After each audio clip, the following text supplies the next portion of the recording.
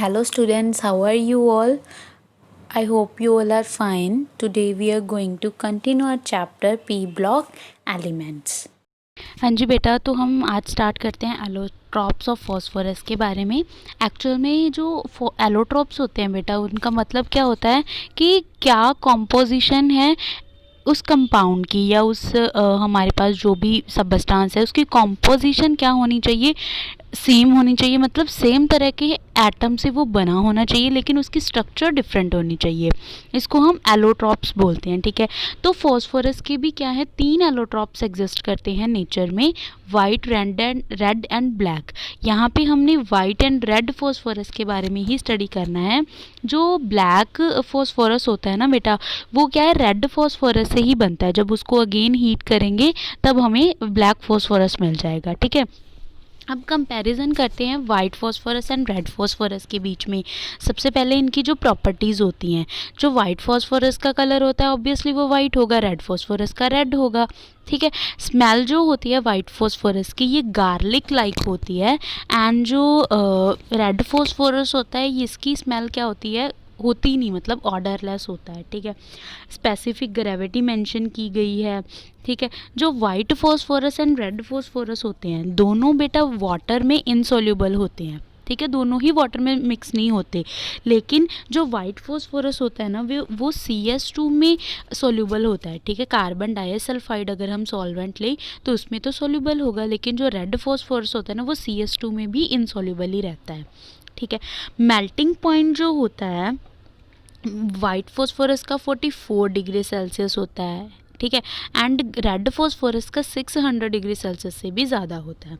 अगर हम ignition temperature देखें तो वो वाइट फॉस्फोरस का 30 डिग्री एंड रेड का 260 डिग्री होता है। एक्शन ऑफ एयर, अगर हम एयर में इसको रखें तो वाइट फॉस्फोरस की क्या हो जाएगी, फॉस्फोरेसेंस हो जाएगी, लेकिन रेड फॉस्फोरस में नहीं होती है। अगर हम बात करें वाइट फॉस्फोरस, ये क्या होता है बेटा, पॉइजनस होता है, ठीक है, लेकिन रेड फॉस्फोरस पॉइजनस नहीं होता।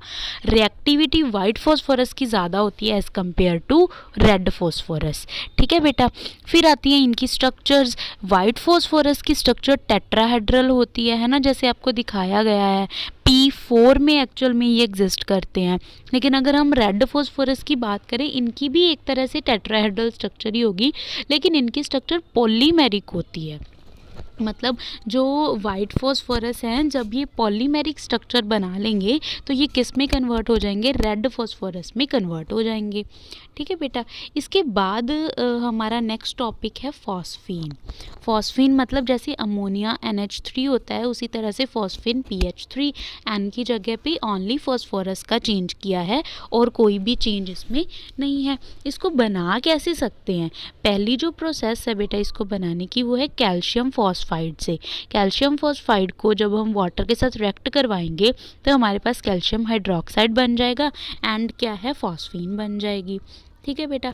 और क्या तरीका है कि अगर हम P4 ले लें, है ना, P4 को जब हम डिज़ोल्व करवा देते हैं किसमें, NaOH में, ठीक है। P4 क्या है, वाइट फॉस्फोरस, ठीक है। इसको अगर हम NaOH में डिज़ोल्व करवाएं, वार्म करें in the presence of water, तो क्या बन जाएगा, फॉस्फीन हमें मिल जाएगी, ठीक है बेटा। ये जो फॉस्फीन है ना, ये कलरलेस होती है, रिएक्टिव बहुत ज़्यादा होती है, ठीक है। एंड काफ़ी टॉक्सिक भी होती है, ये काफ़ी टॉक्सिक गैस है। एंड इसकी जो स्मेल होती है वो मतलब फ़िश, रॉटन फिश लाइक या गार्लिक लाइक स्मेल होती है इसकी, ओके बेटा। आगे हमारे पास क्या है कि ये क्या है, बेटर रिड्यूसिंग एजेंट है देन अमोनिया। अमोनिया से अच्छा रिड्यूसिंग एजेंट ये होता है। नीचे बेटा इनकी रिएक्शन दी गई हैं कि किस तरह से ये रिड्यूसिंग एजेंट का काम करते हैं। जो PH3 होता है बेटा, अमोनिया से अच्छा रिड्यूसिंग एजेंट इस वजह से है बिकॉज फॉस्फोरस का एंड हाइड्रोजन का जो बॉन्ड है वो ब्रेक करना इजी है as compare to nitrogen and hydrogen के बॉन्ड को ब्रेक करने के, ठीक है। देन है जो PH3 होता है, ये वाटर में सोल्यूबल नहीं होता, अच्छे से सोल्यूबल नहीं होता, लेकिन ये क्या है, एक्वा सोल्यूशन अगर इसका बना हो तो ये न्यूट्रलिटी शो करता है, मतलब ना एसिडिक होता है ना बेसिक होता है, ये न्यूट्रल होता है, ठीक है। देन क्या है, ये ज़्यादा सोल्यूबल होगा CS2 में से या फिर FeCS2 में या फिर कोई भी ऑर्गेनिक सॉल्वेंट अगर हम ले लें उसमें ज़्यादा सॉल्युबल होगा as compare to water. Okay, जो प्योर PH3 होती है, ठीक है, ये क्या है, स्टेबल होती है इन एयर बट फायर को बहुत इजीली कैच कर लेती है अगर इसको 150 डिग्री सेल्सियस के आसपास हीट करवाया जाए तो, ठीक है। देन अगर हम लिक्विड अमोनिया में देखें तो फॉस्फिन क्या है, एसिड का काम करेगी, क्योंकि हमें पता है अमोनिया क्या है, अच्छा लुईस बेस है, PH3 भी अच्छा लुईस बेस है, लेकिन अगर हम इन दोनों का कंपैरिजन करें तो ये वीक बेस का काम करेगा। एंड अगर हम इन दोनों की इकट्ठी रिएक्शन करवाएंगे तो फिर फॉस्फिन को एज अ एसिड काम करना पड़ेगा। क्लियर है बच्चों? इसके बाद आते हैं ऑक्साइड्स ऑफ फॉस्फोरस। फॉस्फोरस की अगर हम ऑक्साइड्स की बात करें तो ये काफ़ी सारे ऑक्साइड्स शो करता है जो फॉस्फोरस है। जो दो मेन ऑक्साइड्स इसके हैं वो है P4O6 एंड P4O10, ठीक है। जब ऑक्सीडेशन स्टेट फॉस्फोरस की +3 एंड +5, इसमें ये दो ऑक्साइड्स शो करता है एंड दो ही ऑक्सो एसिड्स बनाता है। क्लियर है बेटा? +3 में एंड +4 में ऑक्सो एसिड तो आपको पता ही, सॉरी +3 एंड +5 में ऑक्सो एसिड तो हम आपको पता ही है, हमने नाइट्रोजन के केस में भी किया था, है ना, जब नाइट्रिक एसिड किया था। तो देन है बेटा जो ऑक्साइड्स होते हैं फॉस्फोरस के, ये वाटर के साथ बहुत विग्रसली, मतलब बहुत ही ज़्यादा तेज़ी से रिएक्ट कर जाते हैं, ठीक है, एंड एसिडिक सॉल्यूशन देते हैं। मतलब जब हम ऑक्साइड को वाटर के साथ रिएक्ट करवाएंगे तो हमारे पास ऑक्सो एसिड्स बन जाएंगे, ठीक है। जो P4O10 है, ठीक है, इसका जो कलर होता है वो वाइट होता है, वाइट पाउडर होता है ये, ठीक है, एंड इसकी वाटर में काफ़ी ज़्यादा एफिनिटी होती है, मतलब वाटर में बहुत अच्छे तरह से ये सॉल्युबल हो जाता है, इसीलिए इसको डिहाइड्रेटिंग एजेंट के तौर पे भी यूज़ किया जाता है।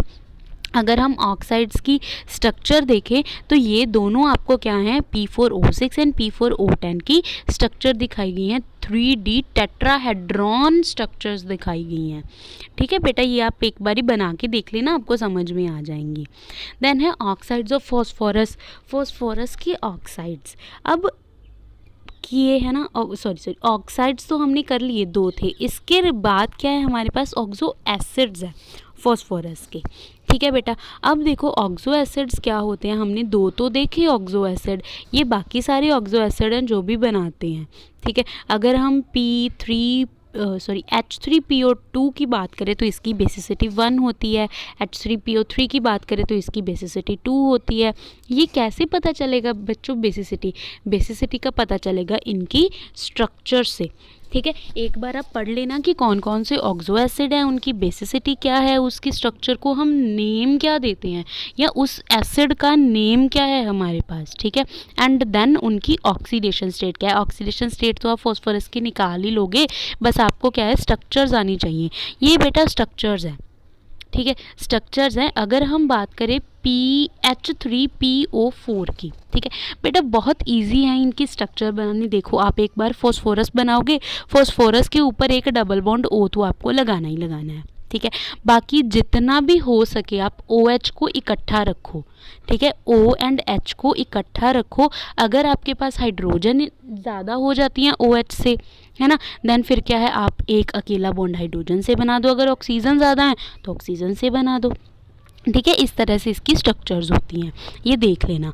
देन ऑल फॉस्फोरस एटम्स जो होते हैं ऑक्सो एसिड में, है ना, या फिर ऑक्सो एनायंस में, वो क्या है, 4 कोऑर्डिनेटेड होते हैं, ठीक है। 4 कोऑर्डिनेशन होते हैं, मतलब 4 बॉन्ड्स बनाते हैं। एक्चुअल में 4 बनाए, 5 बनाए, कितने मर्जी बॉन्ड बनाए, लेकिन कोऑर्डिनेशन नंबर 4 होगा, ठीक है। मतलब एक तो ऑक्सीजन के साथ डबल बॉन्ड होगा ही होगा, बाकी डिपेंड करता है कि इसके साथ कितने हाइड्रोजन है, कितने ऑक्सीजन है, उस तरह से ये स्ट्रक्चर बनाता है, ठीक है। फिर ऑल जो एटम्स होते हैं, है ना, फॉस्फोरस के, इनको ऑक्सो एसिड कब बोलेंगे, जब इनके पास एटलीस्ट एक POH ग्रुप लगा हो तो। क्लियर है बेटा? इसके बाद हैं फॉस्फोरस हैलाइड्स। अगर हम फॉस्फोरस हैलाइड्स देखें तो वो क्या होते हैं, हमें पता है बेटा, हैलाइड्स मतलब हेलोजन के साथ बॉन्ड बनाना।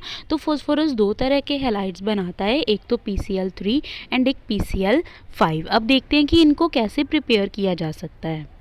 देखो बेटा, PCl3 कैसे बनता है, जब हम P4 की, ठीक है, क्लोरीन गैस के साथ रिएक्शन करवाएंगे, ठीक ठीक है, तभी हमारे पास क्या बनता है PCl3 एंड तभी हमारे पास PCl5 बनता है। लेकिन PCl5 बनाने के लिए हमें एक्सेस ऑफ क्लोरीन गैस के साथ रिएक्ट करवाना पड़ेगा, ठीक है। मतलब अगर हमने PCl3 बनाना है तो लिमिटेड अमाउंट में Cl2 डालेंगे, लेकिन अगर हमने क्या बनाना है PCl5 बनाना है तो हमें excess of chlorine gas supply करवानी पड़ेगी।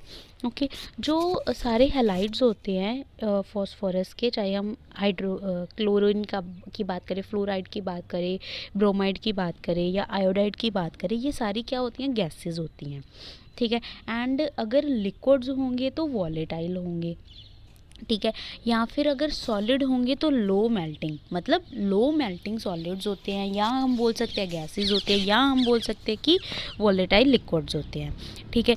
इन दी लिक्विड एंड वेपर स्टेट, अगर हम लिक्विड या फिर वेपर स्टेट में देखेंगे तो PCl5 क्या है, ट्राइगोनल बायपिरामिडल स्ट्रक्चर बनाता है, जिसमें फॉस्फोरस की जो हाइब्रिडाइजेशन होती है वो sp3d होती है, ठीक है। एंड अगर हम ट्राई हैलाइड की बात करें, PCl3 की बात करें, तो वो पिरामिडल स्ट्रक्चर बनाता है, जैसे फॉस्फीन में होता है। क्लियर है बच्चों?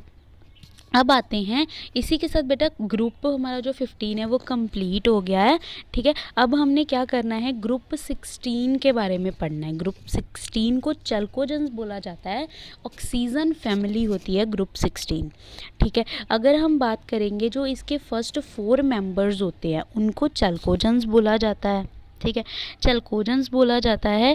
चल्कोजेंस क्या होते हैं बेटा, जो ओर फॉर्मेशन में हेल्प करते हैं, जिसमें क्या है, ओर्स बनती हैं ना, जिससे ओर्स बनती हैं उनको चल्कोजेंस बोला जाता है। तो ऑक्साइड, सल्फाइड, इनकी क्या होती हैं, ओर्स होती हैं अर्थ क्रस्ट में मेटल के साथ, ठीक है।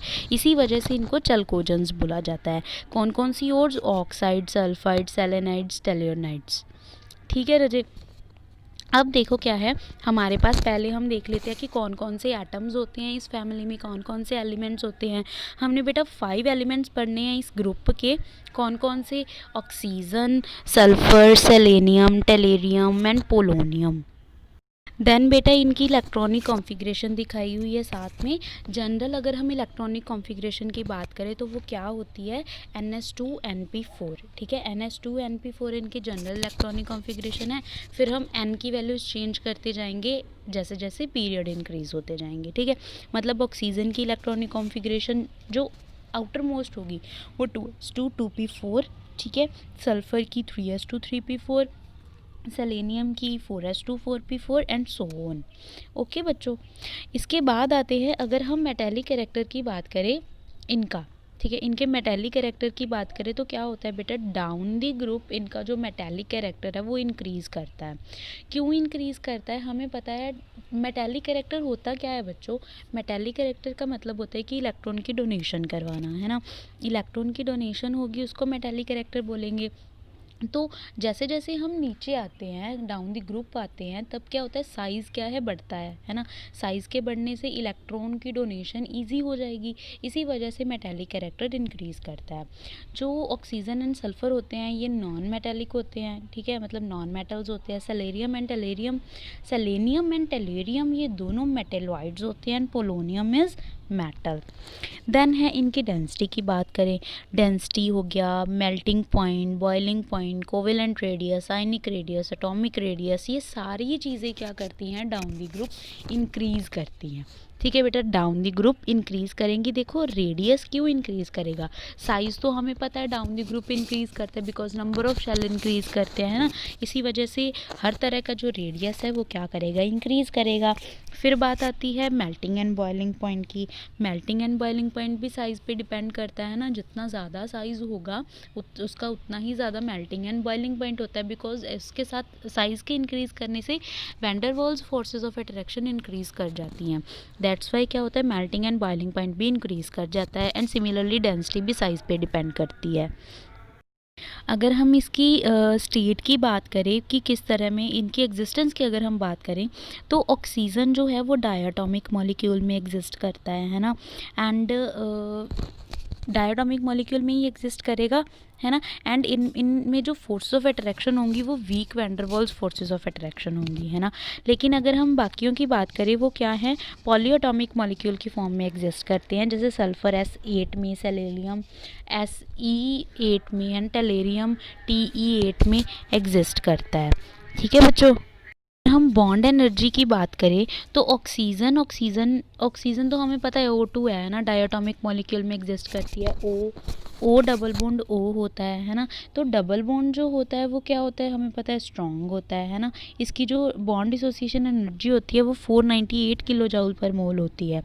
इससे क्या होता है कि जो O डबल बॉन्ड O है ना, ये बहुत ज़्यादा स्ट्रॉन्ग होता है, एक्चुअल में 3 टाइम्स ज़्यादा स्ट्रॉन्गर होता है देन सिंगल बॉन्ड से, ठीक है। अगर हम सल्फ़र के डबल बॉन्ड की बात करें, ये लेस स्ट्रॉन्ग होगा as compare to sulphur sulphur single bond, ठीक है, जिसकी वजह से इसकी कैटिनेशन पावर क्या हो जाती है, ज़्यादा हो जाती है। सल्फ़र की जो कैटिनेशन पावर होती है वो काफ़ी ज़्यादा होती है, ठीक है। मतलब सल्फ़र अपने से सेल्फ लिंकिंग काफ़ी ज़्यादा कर लेता है। अगर हम आयोनाइजेशन एनर्जी की बात करें तो ग्रुप 16 के जो एलिमेंट्स होते हैं इनकी आयोनाइजेशन एनर्जी काफ़ी ज़्यादा होती है, बिकॉज इनका साइज़ काफ़ी छोटा होता है ना। लेकिन इनकी ionisation energy, first ionisation energy nitrogen family के मुकाबले क्या होगी, कम होगी। होनी तो ज़्यादा चाहिए बिकॉज साइज़ छोटा है, लेकिन कम होती है बिकॉज नाइट्रोजन फैमिली में क्या होता है, उसकी इलेक्ट्रॉनिक कॉन्फ़िगरेशन काफ़ी ज़्यादा स्टेबल है। इसी वजह से इलेक्ट्रोनेगेटिविटीज़ डाउन द ग्रुप इंक्रीज़ करती डिक्रीज़ करती हैं, हमें पता है ना। अगर हम बात करें ऑक्सीडेशन स्टेट की, तो जो ऑक्सीजन है वो ज़्यादातर -2 ऑक्सीडेशन स्टेट में एग्जिस्ट करता है, ठीक है। एंड ऑक्सीजन की पॉजिटिव ऑक्सीडेशन स्टेट सिर्फ तब होगी जब ये फ्लोरीन के साथ प्रेजेंट होगा, ठीक है बच्चों। एंड अगर परऑक्साइड हो तो ऑक्सीजन -1 ऑक्सीडेशन स्टेट में भी एग्जिस्ट करता है, ठीक है। बाकी जो सारे हैं वो +2 से लेके +2, मतलब अगर हम नेगेटिव बात करें तो -2 तो सभी करेंगे, ठीक है। अगर हम प्लस की बात करें, पॉजिटिव की बात करें, तो सल्फ़र +2 +4 +6 तीनों में से कोई भी शो कर सकता है, ठीक है। इसी तरह से बाकी एंड डाउन द ग्रुप हमें पता है +6 ऑक्सीडेशन स्टेट कम होती जाएगी due to inert pair effect, +4 oxidation state ज़्यादा शो होती है, ठीक है। अब आता है अनॉमलस बिहेवियर। ऑक्सीजन जो है वो अनॉमलस बिहेवियर शो करता है। अनॉमलस बिहेवियर का मतलब कि वो डिफरेंट बिहेवियर शो करेगा बाकी एलिमेंट से, जैसे नाइट्रोजन करता था। इसका रीज़न क्या है, वही इसका साइज स्मॉल होता है, इलेक्ट्रोनेगेटिविटी ज़्यादा होती है एंड डी ऑर्बिटल्स की नॉन अवेलेबिलिटी होती है, जिसकी वजह से ये क्या है, एबनॉर्मल या अनॉमलस बिहेवियर क्या है, शो करता है, ठीक है, बाकी सभी से। इसके बाद बेटा ये डिफरेंसेस हैं ऑक्सीजन एंड सल्फ़र के। जो ऑक्सीजन है ना, ये क्या है, O2 फॉर्म में एग्जिस्ट करता है, ठीक है। सल्फ़र है एसिड फॉर्म में एग्जिस्ट करेगा eight normal temperature and pressure, ठीक है। ऑक्सीजन के 2 एलोट्रॉप्स होते हैं, O2 एंड O3, ठीक है। एंड अगर हम सल्फ़र की बात करें, ये क्या है, 3 आइसोटोप में एग्जिस्ट करता है, monoclinic, rhombic and plastic sulphur. Oxygen के जो O2 एंड O3 हैं, ये दोनों क्या हैं, बहुत अच्छे ऑक्सीडाइजिंग एजेंट होते हैं, लेकिन जो सल्फ़र है ना, ये पुअर ऑक्सीडाइजिंग एजेंट होता है। ऑक्साइड्स, अगर हम ऑक्सीजन देखें, है ना, ऑक्सीजन की बात करते हैं तो हम ऑक्साइड्स देखेंगे, अगर हम सल्फ़र देखेंगे तो हम सल्फाइड्स की बात करेंगे। तो जो मेटेलिक ऑक्साइड्स होते हैं ये जनरली आयनिक होते हैं, ठीक है। एंड जो मेटेलिक सल्फाइड्स होते हैं, ठीक है, ये कुछ तो आयनिक होते हैं एंड कुछ कोवेलेंट होते हैं, ठीक है। मतलब दोनों ही तरह के सल्फाइड्स ये शो करते हैं। अगर हम बात करें कोऑर्डिनेशन नंबर की, ऑक्सीजन का जो कोऑर्डिनेशन नंबर होता है वो 4 हो सकता है मैक्सिमम, वैसे तो 2 ही होता है, लेकिन 2 लोन पेयर्स की वजह से 4 हो जाता है। लेकिन सल्फ़र का मैक्सिमम जो कोऑर्डिनेशन नंबर है वो 6 होता है due to the availability of the d orbitals. Then जो सेलेनियम होता है ना, सेलेनियम की एक बेटा यूनिक प्रॉपर्टी होती है कि इसको फोटो कंडक्टिविटी मशीन्स में क्या है, यूज़ किया जाता है। जो टेलेरियम एंड पोलोनियम होते हैं ये काफ़ी ज़्यादा टॉक्सिक होते हैं। एक्चुअल में पोलोनियम तो क्या है बेटा, रेडियो एक्टिव सब्सटेंस होता है, ठीक है। Colour of red glass in traffic signals is due to CDSE, मतलब जो रेड ग्लास होता है ना, ट्रैफिक सिग्नल में रेड लाइट होती है ना, वो किसकी बनी होती है, सेलेनियम की बनी होती है। देन है बेटा इनकी केमिकल प्रॉपर्टीज़। अब बात करते हैं बेटा केमिकल प्रॉपर्टीज़। पहले हम ट्रेंड्स देखते हैं केमिकल रिएक्टिविटी के। देखो बेटा, जैसे हम डाउन द ग्रुप पाते हैं ना, तो रिएक्टिविटी जो है ना वो डिक्रीज़ करती है। ठीक है, हमें पता है इलेक्ट्रोनेगेटिविटी डिक्रीज़ करती है डाउन द ग्रुप। तो इसी वजह से क्या है, इलेक्ट्रोनेगेटिविटी की वजह से ही हमारे पास क्या है कि रिएक्टिविटी भी डिक्रीज़ करती है डाउन द ग्रुप। ऑक्सीजन ज़्यादा इलेक्ट्रोनेगेटिव है तो वो ज़्यादा रिएक्टिव होगा, फिर सल्फर, फिर सेलेनियम, फिर टेलेरियम। ठीक है, ऑक्सीजन एंड सल्फ़र एक्चुअल में दोनों भी काफ़ी ज़्यादा रिएक्टिव होते हैं। एंड जो सल्फ़र है ये हाई टेम्परेचर में बहुत ज़्यादा रिएक्टिव हो जाती है। वैसे तो रिएक्टिव ही रहती है, ठीक है, लेकिन हाई टेम्परेचर पे और भी ज़्यादा रिएक्टिव हो जाती है। जो सल्फ़र है बेटा, एक्सेप्ट नोबल गैसेस को छोड़ के nitrogen, tellurium, iodine, platinum, gold, इन कुछ एलिमेंट्स हैं एंड नोबल गैसेस हैं, इनको छोड़ के बाकी सभी के साथ कंबाइन रखने की कैपेसिटी रखती है, कंबाइन होने की। ठीक है, जो कंपाउंड्स होते हैं सेलेरियम, टेलेरियम एंड पोलोनियम के, ये कम स्टेबल हैं। ठीक है, इतने ज़्यादा स्टेबल नहीं होते हैं, इसीलिए इनके ज़्यादा कंपाउंड हम स्टडी भी नहीं करते हैं। इसके बाद है बेटा रिएक्टिविटी विद हाइड्रोजन। हाइड्रोजन के साथ ये हाइड्राइड बनाएंगे। अब बता सकते हो ऑक्सीजन के hydrides, water is the hydride of oxygen. ठीक है, जैसे वाटर होता है H2O, वैसे ही बाकी सारे हाइड्राइड्स बनाएंगे, जैसे H2S, H2SC, H2TE, है ना। H2PO नहीं बनता। ठीक है, ये स्टेबल नहीं होता बिकॉज क्या है, पोलोनियम रेडियो एक्टिव एलिमेंट है, तो इसके कंपाउंड तो बिल्कुल भी स्टेबल नहीं होते हैं। अगर हम स्ट्रक्चर की बात करें, वाटर की स्ट्रक्चर तो हमें पता ही है, वी शेप होती है या फिर बेंट शेप होती है। ठीक है, एंगुलर्स भी बोल देते हैं इसको, एंगुलर स्ट्रक्चर। ठीक है, इसमें जो ऑक्सीजन की हाइब्रिडाइजेशन है वो sp3 होगी, या कोई भी सेंट्रल एटम अगर हम लेंगे उसकी हाइब्रिडाइजेशन sp3 होगी। ठीक है, एंड अगर हम वाटर का बॉन्ड एंगल देखें तो वो 104.5 डिग्री सेल्सियस होता है। एंड बाकी अगर हम डाउन द ग्रुप जाएंगे तो ये एंगल क्या है, डिक्रीज़ करता है। जैसे हमने अमोनिया के केस में किया था ना, डाउन द ग्रुप इंक्रीज़ करता था, उसी तरह से इसमें भी डिक्रीज़ करेगा। क्यों डिक्रीज़ करता है बेटा, बिकॉज सेंट्रल एटम की इलेक्ट्रोनेगेटिविटी कम होती जाती है, बॉन्ड पेयर्स जो हैं वो दूर होते जाते हैं, उनमें रिपल्शंस कम होती जाती है। जितनी ज़्यादा रिपल्शन होंगी उतना ज़्यादा बॉन्ड एंगल। क्लियर है। फिर आता है ट्रेंड्स इन करेक्टरिस्टिक्स। मतलब पहले हम वॉलेटिलिटी की बात करते हैं। वॉलेटिलिटी मतलब कि कितना ज़्यादा कोई वॉलेटाइल हो सकता है। ठीक है बेटा, वॉलेटाइल एक्चुअल में डिपेंड करेगा बॉइलिंग पॉइंट पे। जितना किसी का जितना ज़्यादा बॉइलिंग पॉइंट होगा उसकी वॉलेटिलिटी उतनी कम होगी। वॉलेटिलिटी का मतलब बेटा वेपर्स बनना। ठीक है, किसके वेपर्स इजीली बन सकते हैं, किसके डिफ़िकल्टी बनेंगे, इसको वॉलेटिलिटी बोलते हैं। वेपर्स बनना मतलब वो वॉलेटाइल होगा। ठीक है, अब देखो बेटा, वैसे तो क्या है, हमें पता है वाटर के तो वेपर्स बनते ही हैं। ठीक है, लेकिन अगर हम बाकियों की बात करें ना, बाकियों की कंपैरिजन वाटर के वेपर डिफ़िकल्टी से बनते हैं।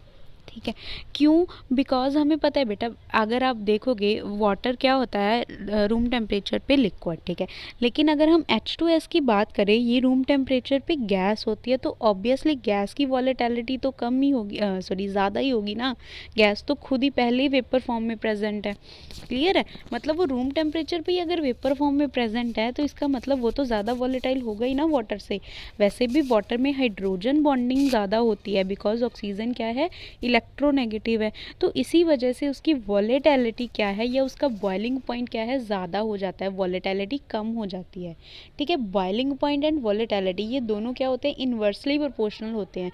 जिसका बॉइलिंग पॉइंट ज़्यादा होगा उसकी वॉलेटिलिटी कम होगी, है ना। तो जो अगर हम बात करें कि H2O की जो वॉलेटिलिटी है वो क्या होगी बेटा, कम होगी, बिकॉज इसका बॉइलिंग पॉइंट ज़्यादा होगा due to hydrogen bonding.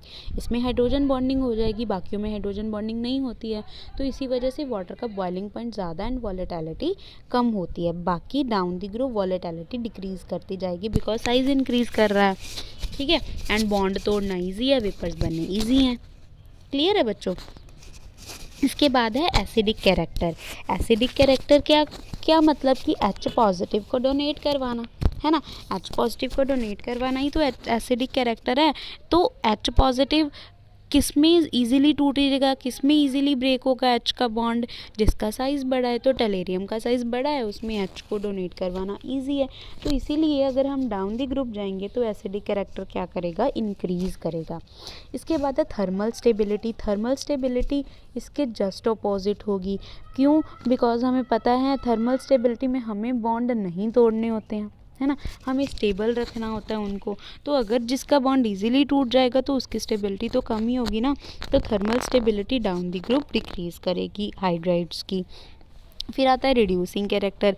Reducing character again thermal stability के क्या होता है, इन्वर्सली रिलेटेड हमेशा, क्योंकि रिड्यूसिंग कैरेक्टर में भी तो हमने हाइड्रोजन ही प्रोवाइड करवाना है। अगर ये रिड्यूसिंग एजेंट का काम कर रहा है तो इसका मतलब हम हाइड्रोजन ही तो प्रोवाइड करवा रहे हैं। समझ में आया? तो हाइड्रोजन प्रोवाइड करवाना किस में ईजी है, जिसका बॉन्ड बड़ा होगा। ठीक है ना बेटा। इसके बाद जो है हम देखते हैं कि जो ऑक्सीजन एंड सल्फ़र है, ठीक है, ये दोनों क्या है, पॉली ऑक्साइड या पॉलीसल्फाइड क्या है बनाने की कैपेसिटी रखते हैं। जैसे मतलब अगर हम, ठीक है, जो क्या होते हैं, लेस स्टेबल होते हैं देन नॉर्मल सॉल्ट्स। ठीक है, अगर हम H2S2 की बात करें, ठीक है, ये क्या है, H2S एंड सल्फ़र बना सकते हैं। H2O2 क्या है, ये क्या होता है, स्ट्रॉन्ग ऑक्सीडाइजिंग एजेंट होता है। ठीक है, सल्फ़र जो है, सल्फ़र काफ़ी सारे पॉलीसल्फाइड्स बनाता है जिसको हम सल्फेन्स भी बोलते हैं। जो देखो, हाइड्रोजन डाइसल्फाइड, ट्राइसल्फाइड, पेंटासल्फाइड, ठीक है, इस तरह से ये क्या है, पॉलीसल्फाइड भी बना सकता है। मतलब क्योंकि हमने देखा कि सल्फ़र की कैटिनेशन ज़्यादा है, इसी वजह से। ठीक है बेटा। इसके बाद है रिएक्टिविटी विद ऑक्सीजन। ऑक्सीजन के साथ देखो, ऑक्सीजन तो ऑक्साइड कौन सा बनाएगा, है ना, वो तो खुद ही है। बाकी सारे ऑक्सीजन के साथ रिएक्टिव होते हैं, है ना। एंड किस तरह के कंपाउंड बनाते हैं, EO2 या EO3 टाइप के। क्लियर है बच्चों? ये आपको दिखाई गई हैं, ये देख लेना कि कौन कौन से ऑक्साइड बनते हैं। मैं आपको PDF भी प्रोवाइड करवा दूँगी, नोट्स प्रोवाइड करवा दूँगी PDF के रूप में, तो आप अच्छे से पढ़ लेना उसमें से। ठीक है, जो ऑक्साइड्स होते हैं सल्फ़र के, ये ज़्यादा स्टेबल होते हैं बाकियों के मुकाबले। ठीक है बेटा। फिर है सल्फ़र की जो सल्फ़र डाइऑक्साइड है, इसकी स्ट्रक्चर आज मुझे काफ़ी हो गया, यहाँ से ही हम कल स्टार्ट करेंगे सल्फ़र डाइऑक्साइड की स्ट्रक्चर से। ओके बेटा, थैंक यू।